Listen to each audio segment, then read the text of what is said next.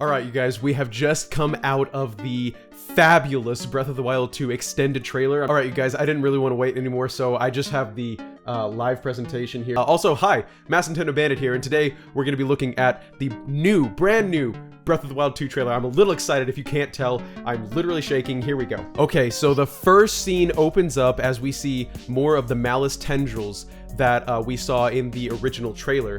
And what we can see, though, in this trailer is that his arm is grabbed by the malice. Previously, because his arm was glowing that blue-green glow, we assumed that it was the hand that we see in the trailer that had fused with him or something, or given him powers. But this changes things. There is malice grabbing onto his hand, and I'm sure there's a lot of theory material here, and this isn't going to be a full theory, so we're going to move on with the analysis. Moving forward just a little bit more clearly, this is not a very pleasant experience for Link. Also, the tendrils of malice look like a hand. Get it? A hand that is not the blue-green hand. This is a different hand that is attaching itself to Link. And the next frame, we go back to the tendrils of malice, and the tendrils of malice are now spreading outward. This could be because it latched onto a living host of Link. Now we see Ganondorf up and doing some sort of supervillain pose here, seemingly because his plan is now in action. So automatically, right off the bat, thinking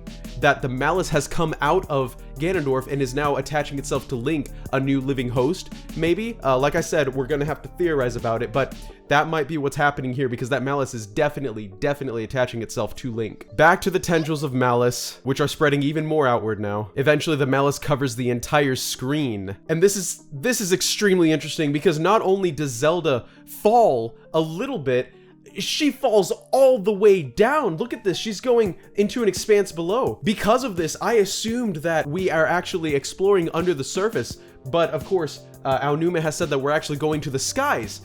So I'm not sure what's going to happen with Zelda down here below. Like I said, we're going to have to do a full theory on that one here in just a bit. But for the time being, it looks like Zelda is not playable, and she is going to be maybe inaccessible for the majority of the game, which I know will disappoint some people, but I mean, let's face it, that is the classic Zelda formula. Save Zelda. Right after this, we've got an extremely similar burst of light, just like the first of the original Breath of the Wild game.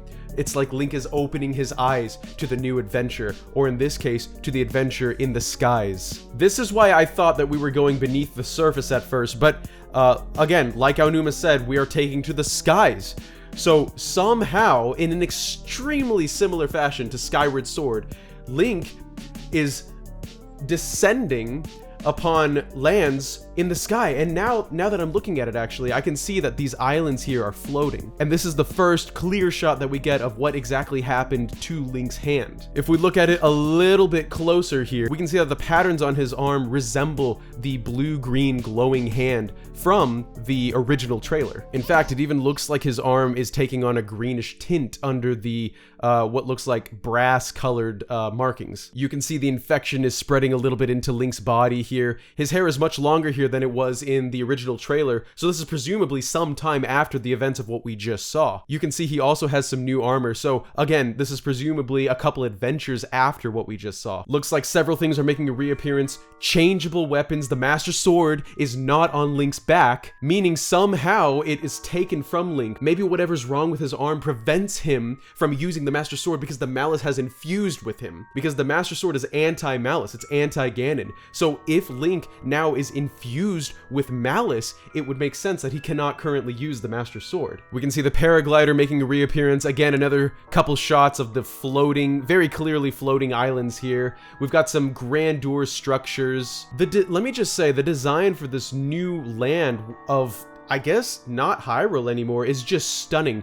We've got some very Japanese aesthetics going in here. Looks like stones are very blocky. This looks very constructed, if you ask me. There are some birds that live here, so there's plenty of wildlife, I'm sure, just like the original game. We can see some new enemies here. This right here is not like anything we've seen before. However, we can already automatically see what looks like the Sheikah eye in I guess the face of this enemy here, and we can see more appearances of the Sheikah eye here and here. I guess whatever land this is was created by the Sheikah. I'm telling you, those people are so mysterious. This part I really liked about the trailer. So in the first place, we can see that Link can get his old champion's garb back, and his hair is similar length to what we saw in the original trailer. So maybe the simple answer is that we can actually change Link's hairstyle in this. But I really like this part because it's clearly a bokoblin. Oh, actually, this right here, now that I'm looking at it, is the land of Hyrule, the proper land of Hyrule, which explains why there's bokoblins down here, and they've made a camp on top of a stone talus, which is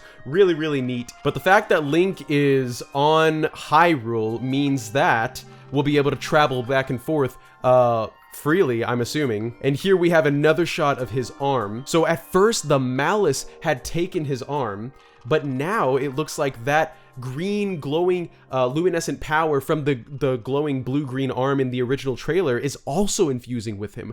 So perhaps there is a lot more to this than meets the eye, and we can see that the bracings on his arm mimic almost exactly the markings of that blue-green arm, which in my opinion aids to the theory that that blue-green arm is the spirit of a previous hero, which would make sense as to why it can bond with Link here. We can already see off the bat that the Sheikah Slate is making a reappearance, as well as the runes and powers. Looks like we can use them in different ways now too. Link didn't even have to hit that at all for it to freeze in time and then have added momentum to it. So I'm very excited to see how exactly we're going to use the runes. Right here is another one of my favorite moments. Upon closer inspection, though, this is actually not coming out of his arm. This is a weapon that Link is going to be able to equip.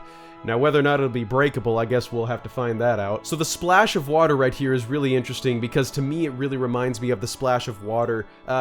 Just for the sake of time, I'm not going to be able to find the footage of that, but the splash of water that happens in Twilight Princess, whenever you return the Tears of Light to the Spirits of Light, they kind of drip into the water and it comes around just like, exactly like this, actually. Of course, that looks like it's some sort of, oh my gosh, Link just buried himself halfway into this the face of the stone here. Now, the fact that this blue-green aura is emanating around Link, that implies to me that this is not a power that has come from the Sheikah Slate. This is a power that has come from whatever is happening with his hand, with his arm. And he can actually pass through solid objects. That's huge. This is huge. Not only can he fly upward, seemingly from that drop of water we just saw, but he can also cling on to surfaces and then pass through them. This is going to add so many layers to the climbing in the game. And this mechanic of dripping upwards and then clinging onto and passing through solid objects in land is probably going to be how we travel to and from the sky. We will fall down to the surface and then reverse drip back up to the sky, which is probably a power that has come from Link's arm. And here we have a nice, gorgeous overview of the new world above Hyrule. We can see here that we've got some runes, some constructions, because a civilization used to live here. Personally, I think the most obvious choice as to who used to live here is the Sheikah, because those new monsters that we saw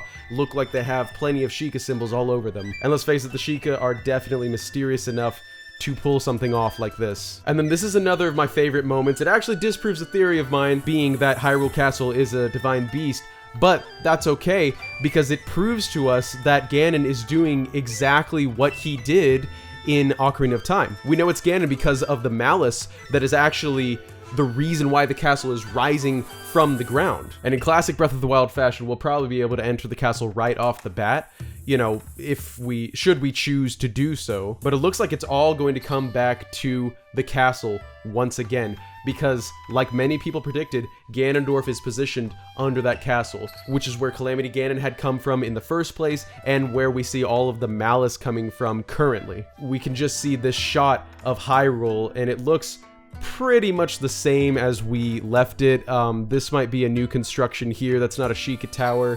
It might be new. I'd have to go cross-reference and double-check. But Hyrule more or less looks exactly like how we left it. We can see a little bokoblin camp skull here as well. And as that shot fades out, we get the final reveal, which is that it is at least aimed to come out in 2022. Now, of course, if they follow the pattern of the original Breath of the Wild, it could definitely get delayed further. I'm hoping that it does actually get released in 2022, but regardless, that was my analysis. I am now going to switch over into theorizing mode. Let me know if you enjoyed this. Let me know what you think of this trailer. The biggest bombs of lore that you saw in this trailer. If you picked up on anything I didn't, let me know in the comments below. Subscribe to the channel. Seriously, subscribe to the channel to stick around for a lot more Zelda content to come. And like this video to get it spread around on YouTube. Alright guys, I'm switching gears. Peace.